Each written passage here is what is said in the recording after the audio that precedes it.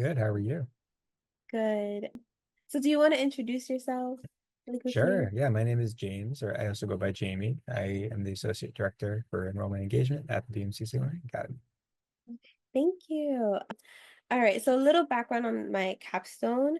I'm working right now in, or I guess the topic of my capstone is proactive advisement strategies. So it's a guide to student success and retention. And some of the things that I like talk about in my capstone is related to the onboarding process, but also advisement and career and transfer related. So I feel like a lot of the topics that we talk about in our department really aligns with that resource manual. So my first question is, what onboarding techniques and practices have we incorporated in our department that you feel like it's really effective for students long term? Sure. So onboarding is a big piece of what we do, particularly now, and our enrollment process and transition process has actually undergone undergone a lot of changes, but it's really strengthened the last few years. So the Learning Academy works with healthcare interested students who are incoming, so typically first-time freshmen.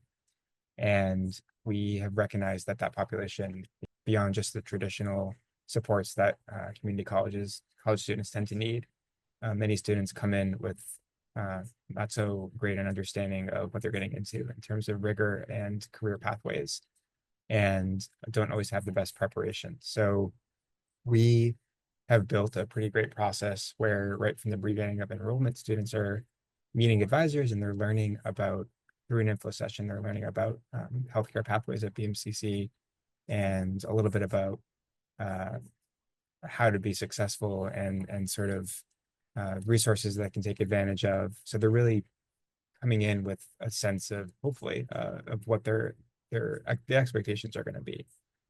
After that first meeting, they go to a one-on-one advisement appointment where they have about an hour to sit down one-on-one with somebody and not just get advice and register for classes, but to get any questions answered to address issues like financial aid or scheduling challenges or issues with their enrollment accounts, right? So there's a lot of things that could come up that can affect retention later on that we try to address in the beginning.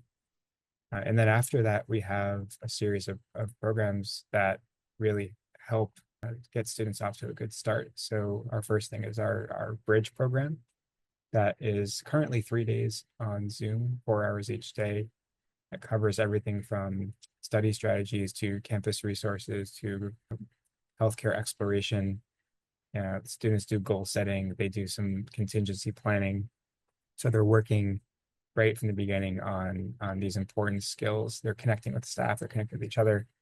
We've done some research actually on our bridge, which is pretty cool, that students who attend tend to have higher GPAs after their first semester than those who didn't, and then tend to be retained at a higher rate. So they stick around on campus at a higher rate. So that's pretty cool and a testament to the program and the staff who lead it.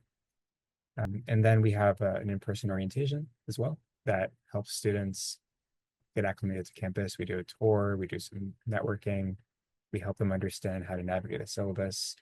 So we're giving students a lot of programming right from the beginning before they even start their classes. And then after that, they're in a seminar, weekly seminar focused on study skills that's taught by their advisor. So, we understand the importance of building in support structures for this population. And we've really created a pretty robust process for them to get the support they need to hopefully be successful in their first semester and beyond. Thank you so much. Thank you so much for like explaining everything. So, my question is there anything else in terms of, because with my research manual, it's not, I do a lot of kind of what we do and incorporate that into the research manual with the hopes that other advisement departments and programs can kind of look at it and improve in their onboarding. But is there anything like in terms of like what improvements or innovations do you think that are needed to better align the onboarding with the long term? I know we talked about like the summer bridge and also the seminars, Is there anything else that you can think of that maybe incorporating it So to anything help? else related to so things that like other departments could use or things that we're doing that help with retention? Like what other departments can do? Yeah. Look, we're very lucky in our program because we have a small population of students, relatively small. So our advisors have a max caseload of 150 students. So um, the advisors in the advisement center have far more than that. So we do have the ability to give students more one-on-one attention. And that's not always like transferable to every context. But I do think that particularly with onboarding, there are things that we do well that I think could be repeated. So one of the issues that students face coming into BMCC is that they don't know where to go. They get sent around to different departments. And by the time they're ready to enroll, sometimes it's almost too late, or they're registering for classes that are not going to fit into their life. They might work, they meet certain times, they have family, right? Or they just don't do well at certain times of the day, whatever it is. But we try to streamline everything. So little tweaks that we've made, I think have made a big difference. So in our enrollment process, right, we have gotten the ability to clear immunization holds if we find them in the system of the New York City system.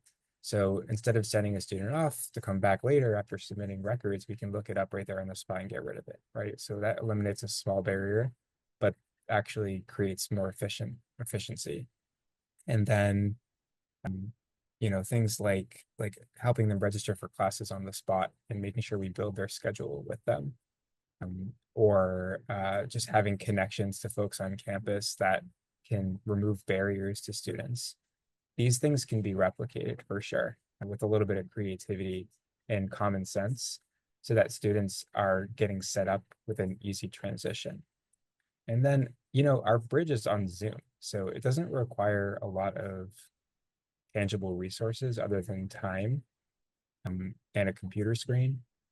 Obviously our curriculum is been built and with a lot of care and intention, but students show up on Zoom and there are pluses and minuses to that, but doing a virtual transition program is absolutely something that other campuses can do. And the seminars are on Zoom too. So, we don't have a very big staff. We've had to really adapt to our reality and create great programming that's accessible and relatively straightforward to produce. So I think that's something that other campuses can do too. Yeah, thank you so much.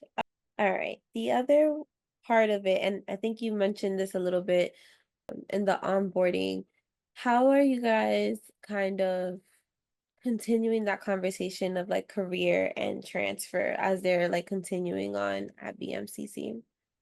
A great question. So we have made a point to bring in the career, particularly the career conversation right from the beginning. So our info session, which is the first step in the process, we're talking about healthcare careers, that we call it the ecosystem of healthcare careers, so that students can place themselves within that context and start to reflect on what would be the best fit for them. During the bridge, we force them to do career research on things outside of nursing. Most of our students want to do nursing. Most of them will not do nursing.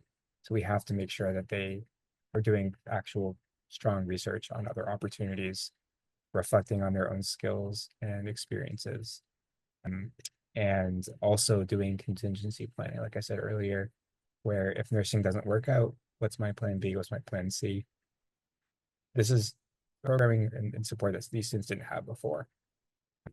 And the reality is that every step of the way, there are students who are going to kind of fall off the nursing path, and we have to find a place for them, an off ramp that will work and will keep them on campus and keep them engaged. So we have to have the transfer and career conversation pretty regularly. So we have a seminar that is in the process of being revamped that's going to focus on major reflection, transfer opportunities, and then career. So we're helping students understand long-term transfer opportunities, understanding like a degree map and what to take at BMCC that could help them later on. Our advisors have done insanely incredible work on building these 2+2 models with the Science for Health major and four-year college programs. which we're going to use to help our students. So our advisors are pretty equipped to do transfer advisement as well as academic advisement because we believe that you can't separate those out. It's all part of the same process. So we've built in that programming in addition to like info sessions with senior colleges and there's a lot of other things we do, but I think it's just part of our culture as well. Thank you. Okay. And the last but not least, is there any recommendations outside of what you've already mentioned that other departments can do to better help students, not only in the beginning, but continuously along their journey? Yeah, and again, I recognize that resources are limited everywhere, so it's not always easy to build this sort of model in other departments. But I do think that there are things that we do that can be applied elsewhere, right? So, and this isn't something that only we do. The advisement center on campus, it's the advisement and transfer center. So they, as well as us, we build in the transfer and career conversations as part of our advisement model so that students understand the connection to long-term outcomes. If you look at higher ed research, students who have an actual tangible connection to their major and their career outcomes and possibilities tend to stick around. It's not rocket science, right? So we want to make sure that they see the long-term benefit to what they're doing. They see the light at the end of the tunnel. I think that's something that anybody can do. So when you're doing advising a student, making sure you include conversations about transfer and career opportunities as part of your advisement, not just what classes you're taking. Okay, bye. Start to integrate that into your conversation. I think that's definitely possible. And then just think creatively about how to engage students and keep them connected to you. So if everything is transactional, students aren't going to want to come to you for advice. And we try to create these opportunities to build community and trust with students that don't take a ton of like financial resources, virtual seminars, virtual bridge programs. Our advisors have thrown really, really fun events for our students that bring them together around the holidays and also connected to advisement. So, there are ways to do these things that don't require a ton of money. I keep bringing up money, but that's part of it. And even a ton of like staff resources. You can do it efficiently, creatively, with the goal of creating community and hopefully improving retention. So, yeah. Okay. Thank you so much for being here today and doing this interview.